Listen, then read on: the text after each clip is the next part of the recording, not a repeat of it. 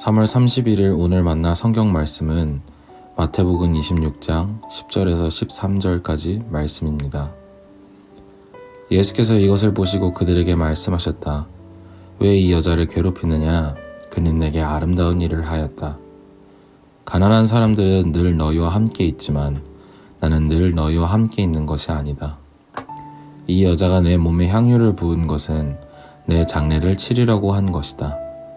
내가 진정으로 너희에게 말한다. 온 세상 어디에서든지 이 복음이 전파되는 곳에서는 이 여자가 한 일도 전해져서 그를 기억하게 될 것이다. 아멘. 오늘 만나로 만나주시는 하나님을 기대합니다. 다음 주가 고난주간인데요. 제자들에게 자신의 순환을 3차례 예고하신 예수님께서는 종말의 징조와 큰 환난을 비유로 가르치신 후 이틀 뒤 6월절에 인자가 넘겨져서 십자가에 달릴 것이다 알리셨습니다.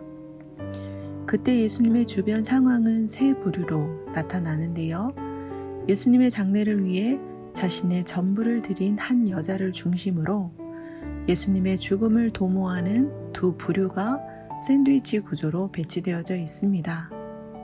한 무리는 대제사장들과 백성의 장로들이고 다른 사람은 가룟 유다였는데요. 이 두 부류의 만남이 미묘합니다. 대제사장들과 백성의 장로들이 예수님을 잡아서 죽이려고 한 것은 예수님에게 그럴 만한 죄가 있었기 때문이 아닙니다. 예수님께서 하시는 일이 이상하게 여겨졌고 예수님을 환호하고 따르는 무리로 인해 화가 났으며 예수님의 말씀에 마음이 불편했기 때문입니다. 그러므로 예수님을 속임수로 잡아서 죽이려고 모의했는데요. 그런데도 예수님을 잡을 수 없었던 것은 무리를 무서워했기 때문입니다. 백성 가운데 소동이 일어날 것을 우려했기 때문입니다.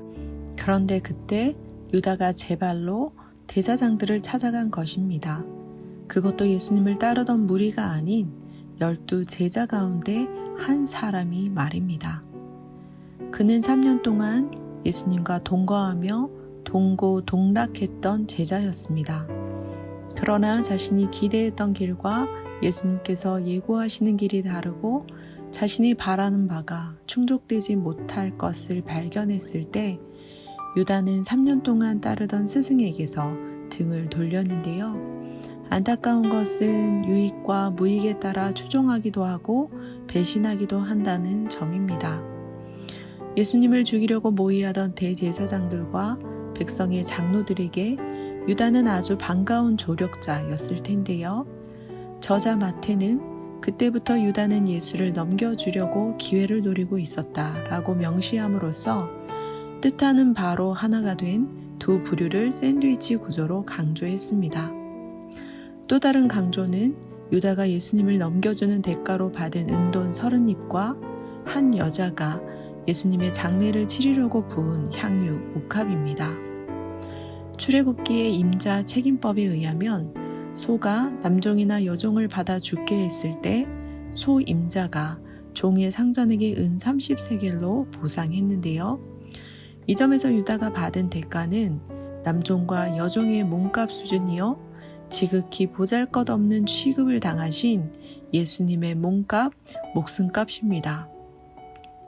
반면 왜 이렇게 낭비하는 거요 하고 제자들을 붕괴하게 한 여자가 부은 향유 한 옥합은 비싼 값에 팔아서 가난한 사람들에게 줄 수 있을 만큼의 매우 값진 가치였는데요. 이처럼 한 여자는 예수님의 죽음을 예견하고 장례를 위해 자신의 전부를 드렸습니다.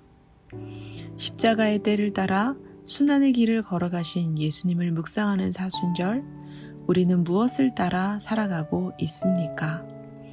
하나님의 때를 따라 살아가십니까? 혹시 나의 때, 세상이 말하는 때를 따라 살아가고 있지는 않습니까?